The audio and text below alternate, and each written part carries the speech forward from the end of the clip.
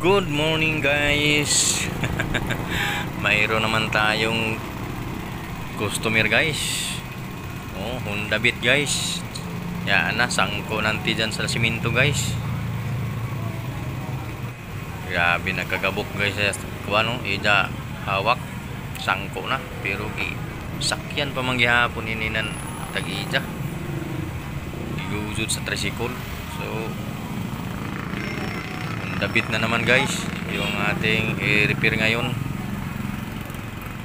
Grabe doon guys, grabe kamok nakapila doon guys, mga repirunon pa to. So sugdan tada doon ini guys para madali katingon tada doon ini gabok na mga parte sa chassis. Na grabe nakagabok guys, pinahanglan na gazod pulihan nato kay grabe nakagabok. Gamit na to acetylene. Ayay, may gloves ni uncle.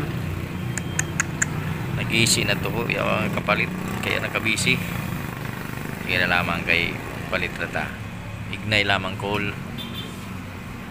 So yan guys, yan ang gabok na kuan or bulok na chassis. Tinanggal na natin kay para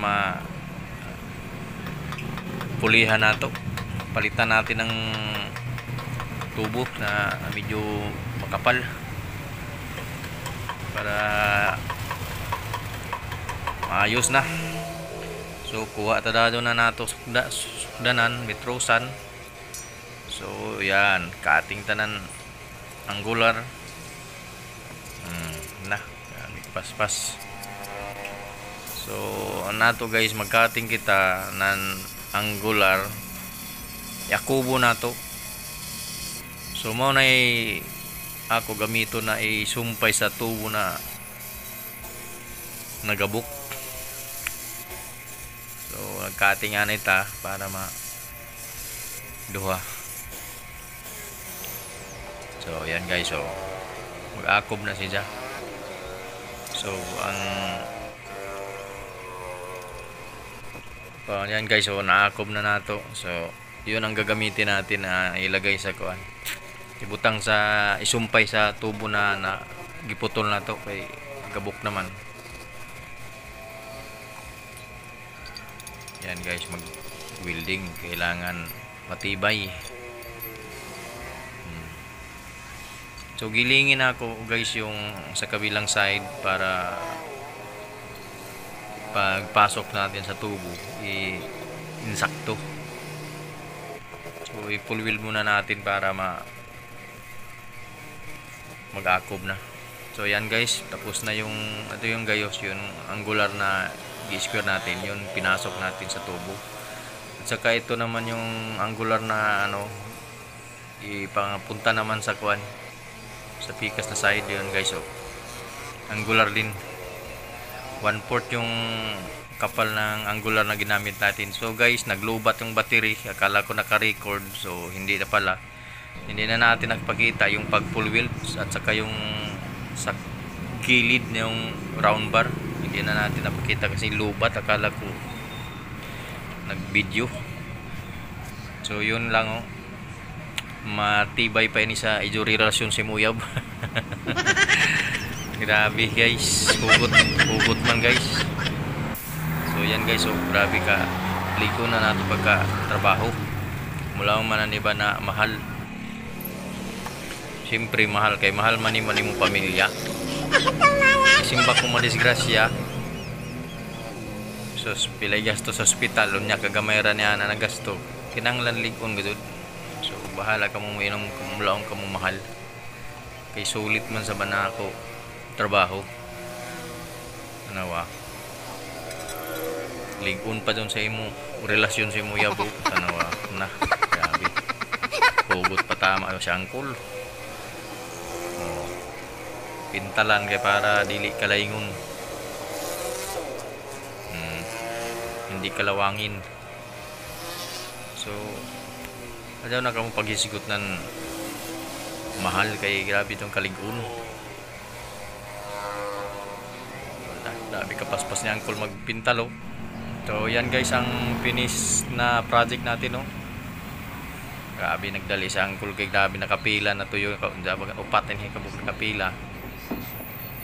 So yan guys, so pag nauga na ng pintal, yan na automatic na kabiran sunod. Yan lang guys yung pag repair ng chassis na matibay. Huwag nyong alalahanin yung bayro nun. Importante na safety yung motor kasi nakasalalay yung buhay ng pamilya mo or sa'yo. Palagi kang sumasakay ng motor, hindi mo alam na sira na bala yung chassis niya, biglaan maputol di.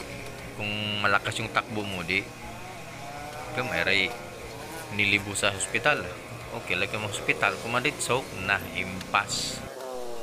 Kung may buot ba yung motor, kung kuripotin na ako amo na sige sakay, ay pila day paglukso sa pangpang para tabla.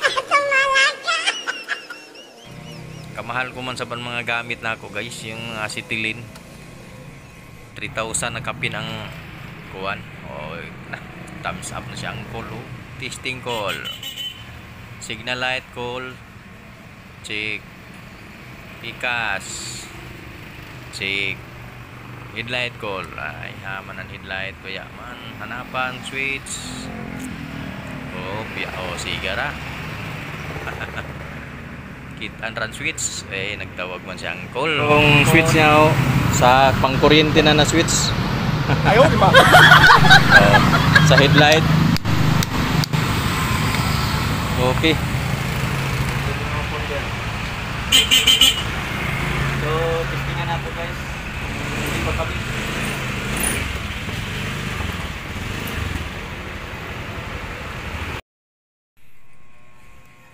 Testingan na ng kulo. Bulhot cool na. Grabe si angkol.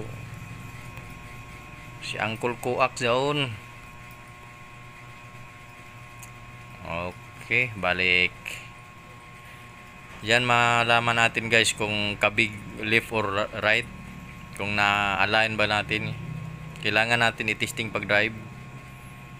Bulot cool, bulot na. Grabe yung angkol. Dada si angkol balik manalo. Yo, gwapuhon mo si angkol sa buzak. Ayos. Thumbs up anay call. Nakamati ko. Salamat sa inyo tanan sa pagpangita.